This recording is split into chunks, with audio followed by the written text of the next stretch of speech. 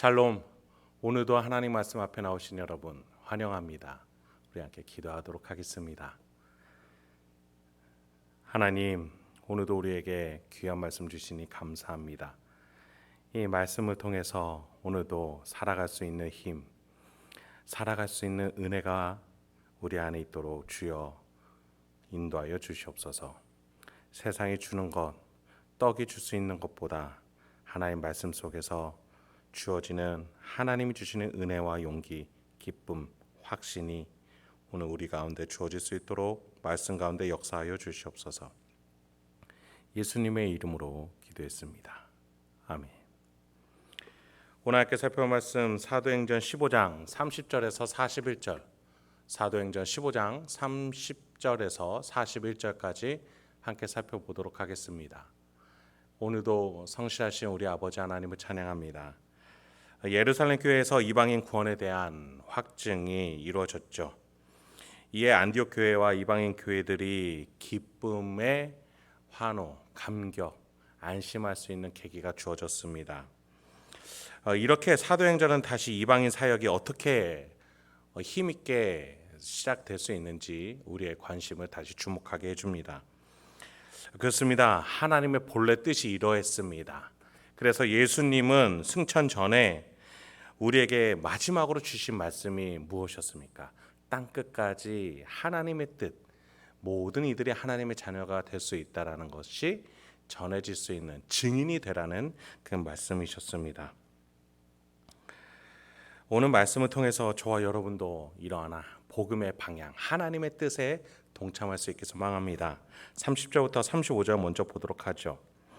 그들이 작별하고 안디옥에 내려가 무리를 모은 후에 편지를 전하니 읽고 그 위로한 말을 기뻐하더라. 유다와 실라도 선지자라 여러 말로 형제를 권면하여 굳게 하고 얼마 있다가 평안히 가라는 전송을 형제들에게 받고 자기를 보내던 사람들에게로 돌아가되 바울과 바나바는 안디옥에서 유하며 수다한 다른 사람들과 함께 주의 말씀을 가르치며 전파하니라. 바울과 바나바가 예루살렘 회의를 마치고 안디옥 교회로 돌아옵니다. 둘만 온 것이 아니라 예루살렘 교회에서 파송해준 유다와 실라가 함께 옵니다. 이들을 향해서 선지자다, 즉 말씀을 가르칠 수 있는 하나님의 뜻을 대언해 줄 수 있는 자들임을 밝혀줍니다.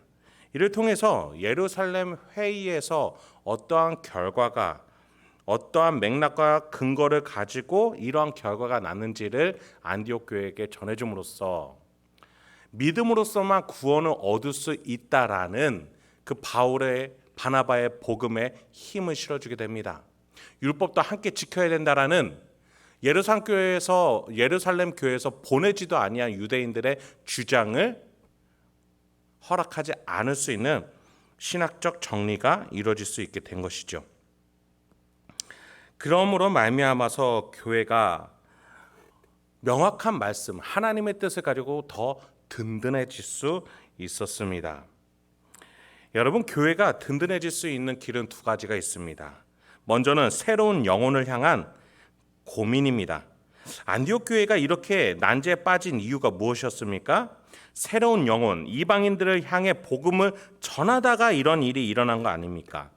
가만히 있으면 결코 문제가 생기지 않습니다. 움직이고 활동하고 하니까 이런저런 문제가 생기고 의문점이 생기고 질문이 생기는 것이죠. 그리고 그 안에서 하나님의 해결, 하나님의 뜻을 목격하게 되고 확인하게 되고 그러한 과정을 통해서 교회는 더 하나님의 뜻 안에서 든든해지는 것이지요. 그렇게 교회는 하나님의 사역 안에서 질문을 가지고 그리고 두 번째로는 답을 가져가면서 든든해지는 것입니다. 그렇습니다. 저와 여러분의 개인적인 영혼도 마찬가지입니다. 가만히 있으면 아무런 일도 일어나지 않지만 우리의 영혼은 피폐해져 갑니다. 누군가를 사랑하기 위해서 또 어디까지 사랑해야 되는지 말씀 안에서 기도하면서 고민하면서 저와 여러분의 영혼이 든든해지고 주님 다시 오실 날에 잠들지 아니하고 깨어져 있는 성숙한 신앙으로 우리가 자라갈 줄 믿습니다. 다음 본문입니다. 36절부터 보죠.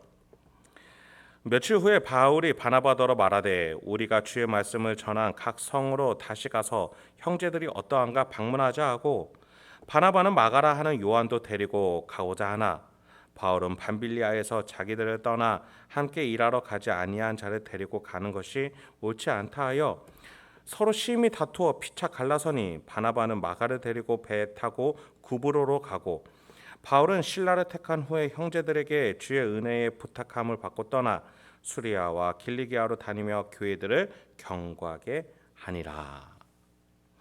바울과 바나바가 다시금 전도 여행을 시작하고자 합니다. 1차 때 돌았던 교회들이 잘 지내는지 다시 한번 돌며 목회적 차원에서 여행을 떠나고자 하는 것이죠. 그러자 바나바가 마가 요한을 다시 데리고 가자고 합니다. 1차 전도 여행 때 중간에 하차한 자였죠. 이에 바울은 심각하게 요한의 동행을 반대합니다.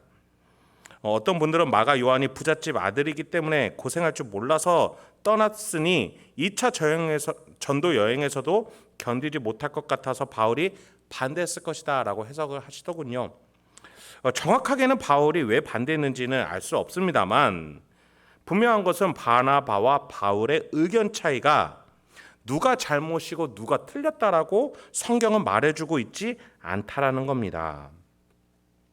예루살렘 회의에서 유대인과 이방인의 하나됨을 위해서 열심히 논의했던 두 사람이었지만 이 사역에 있어서 또 난해한 난점에 빠지는 모습을 보게 됩니다. 그렇습니다. 바울과 바나바가 전도 여행을 떠나지 않으며 일어나지 않은 문제였습니다. 여러분, 한 사람을 사랑하고 한 교회를 사랑하기 위해서 고민할 때는 갈등이 생기기 마련입니다. 그럴 때 우리는 이 문제를 두려워하기보다 그 문제 앞에서 직면하고 영혼을 사랑하기 위해서 갈등하기도 하며 어떤 한 영혼을 위해서 품기 위해서 서로 의견을 주고받을 수 있을 줄 알아야 하겠습니다. 가만히 있으면 문제가 생기지 않지만 우리가 누군가를 사랑하고 섬기기 위해서는 이 갈등이 반드시 있을 수밖에 없다는 사실 기억해야겠습니다. 우리가 나중에 바울 서신을 살펴보게 되면 마가 요한이 바울과 함께 동역하는 모습이 관찰되어지게 됩니다. 지금은 갈등하지만 마침내 예루살렘 회의에서처럼 다시금 하나의 교회의 하나됨을 향해서 나아갔던 바나바와 바울, 마가 요한이었던 것이죠. 여러분, 우리가 구더기가 무서워서 장을 못 담그지는 않지요. 어떠한 일에 있어서 리스크와 문제와 갈등이 있을까 봐 움직이지 못하는 어리석은 자가 되지 않아야겠습니다. 저와 여러분은 연약한 자입니다. 심성이 근본부터 악한 자라고 성경은 말해줍니다. 그러나 우리 안에 성령 하나님 내주하시고 예수 그리스도의 보혈로 우리의 지위와 자격이 하나님의 자녀가 되었으며 하나님의 섭리가 우리의 인생에 흐르고 있음을 기억하시기 바랍니다. 그렇습니다. 우리가 연약하지만 우리 하나님이 우리의 인생을 강건하게 쓰실 줄 믿습니다. 오늘도 그 하나님을 믿으며 사랑하고 섬기러 사역하러 나갈 수 있는 저와 여러분이 되길 소망합니다. 함께 기도하겠습니다.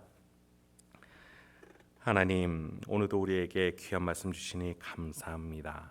이 말씀을 통해서 우리가 오늘도 어떠한 태도와 판단과 결정과 방향으로 나가야 되는지 우리 성도님 한 분 한 분에게 그 상황과 그 현실 속에서 용기를 주셔서 결단하고 직면할 수 있도록, 그래서 담대히 나아가 하나님과 함께 걷는 동역하는 이 길 걸어 나가실 수 있도록 주여 도와주시고 그 길에서 열매도 주시고 기쁨도 주시옵소서.